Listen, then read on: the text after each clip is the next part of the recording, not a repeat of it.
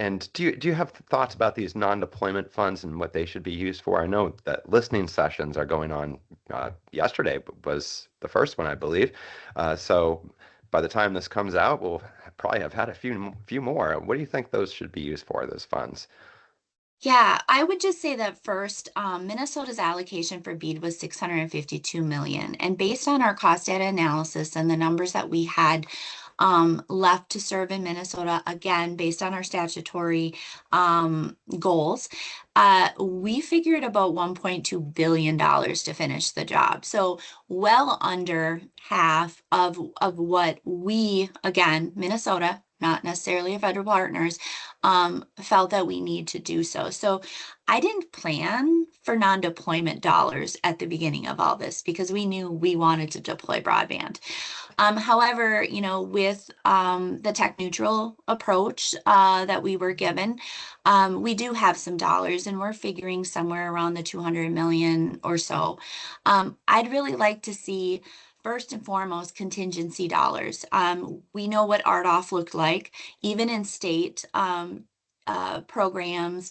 There are times when locations don't get built, or a provider can't continue on, whatever that looks like. And so we want to make sure then we capture that or look for another provider. And this is going to be the same in BEAD. So first and foremost, let's leave some money there so that we can make sure all those locations, those 75 plus thousand homes and businesses, get something. From there, I know there's a lot of conversation. I would just say, you know, again, contingency planning, use it for broadband deployment, would love to use it to up the type of broadband that folks are getting. Some of the other things are looking at emergency management needs across the state of Minnesota.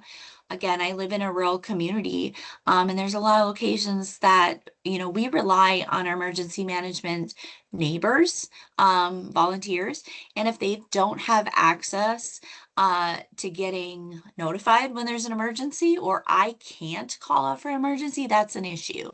So looking at some of those emergency management needs across the state.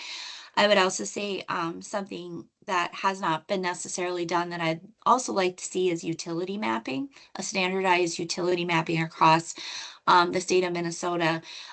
We want to make sure safety and that all of our utilities are protected. But we also know that there's a lot out there we don't know.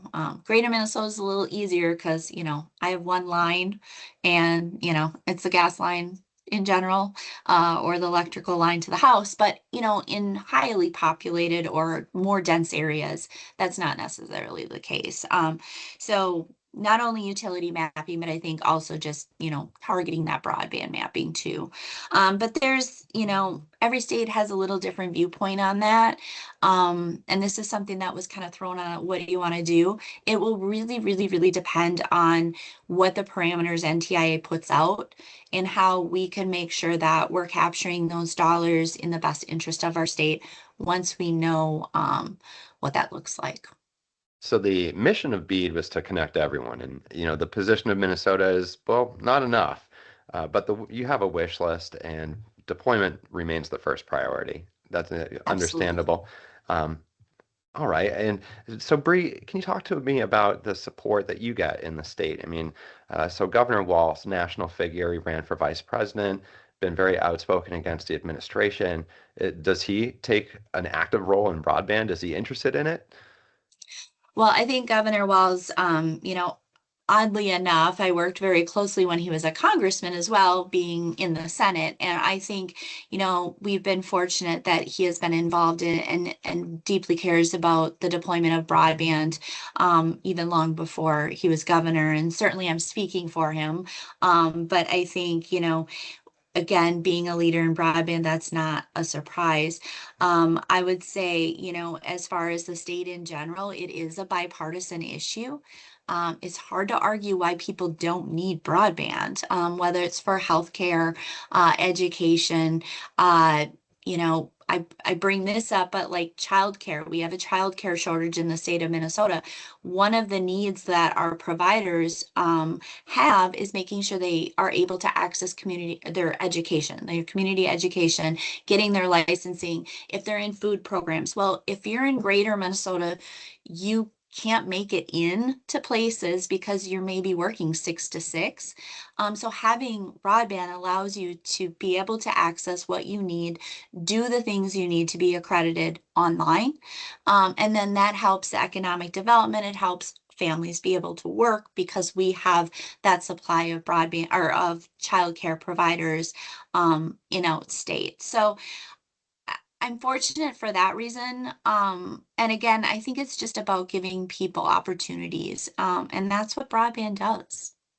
So I mean, you mentioned like childcare and these types of things.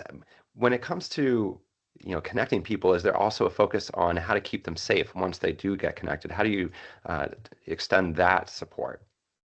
Yeah, I mean, that is really a challenging question. And I know that's also on a lot of states' wish lists, which it certainly is on mine, but 200 million will only go so far. I also think it's evolving, right? It changes every day with AI. And so Right. we're all just trying to figure that out. And I'll be really honest, trying to figure out what is our office's role in all of that. Certainly that was something that was in the NOFO for BEAD as making sure that we address. It's in our plan to some degree, the original plan. And so, I think it's just going to be a continuing conversation with all of our partners and what role we play in that to ensure that people do have that safety. We know skills are also an important part of it because if you have the skills, you're more, aware of what that cybersecurity looks like and the needs you have. So, it kind of all goes hand in hand. Well, really appreciate your time today. I know that you're busy. I just have two more questions left.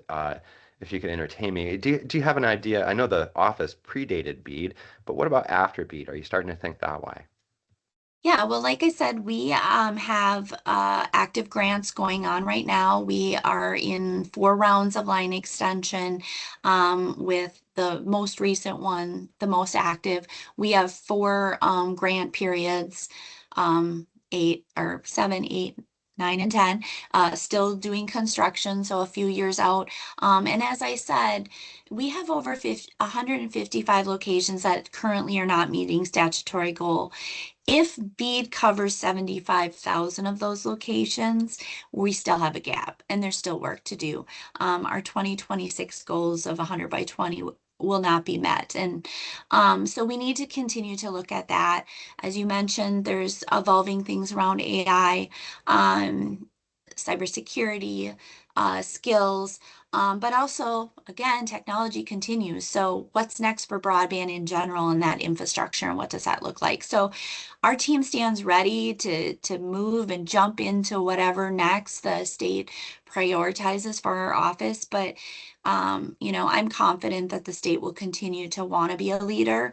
And what that looks like, again, just ready to pivot however we're needed to pivot. But we do know BEAD has a long period of performance as well. So that'll intersect with all of our work too. One thing I've noticed about you in this conversation is that you seem passionate about what you do. And my last question is, what really gets you out of bed in the morning, and how do you get that personal satisfaction out of your job? What makes you happiest about, your day to day? Well, I appreciate the opportunity to reflect on that. I would say, this job is meaningful. As soon as one person is connected, that changes their lives, right? It's an easy thing to see how you're impacting a home, a community. Um, I would also say I'm very, very fortunate. I say this all the time. No, it sounds cliche, but I have the best providers in the nation. They're the folks you see at Quick Trip. These are, your rural electric co-ops, your small telcos. They're held accountable. They're sitting next to you at the school sporting events. Very fortunate to have that support. Our local units of government are also a key player in all of this. We don't build and put grants in areas that don't have that community support. So that does include local government. I have an incredible team. When I started, we had 6. We're up to 10 now. And I have never seen a more hardworking group of people that care so much about the work. And so, I think all of that together, and I also get a little wonky in the kind of how it all works, government and knowing that policy can work when you all work together and you're listening to the needs in the community. So just very fortunate to be in this role and be around people as passionate as I am. I think that's what keeps me going and gets me up every morning. And the fact that I shared, I still don't have fiber to the home or broadband as defined by statutory language. And if I'm the last one, that's fine. But there's a motivation there too. Welcome to the club. So we apologize if there's, not the best signal here on the podcast, but Massachusetts actually is my home state. Almost half doesn't have access to fiber yet. So, yeah. Bree, thank you so much for your time. I really appreciate the conversation, and your insight was just tremendously fascinating. Thank you. Oh, thank you. Really appreciate being able to highlight Minnesota.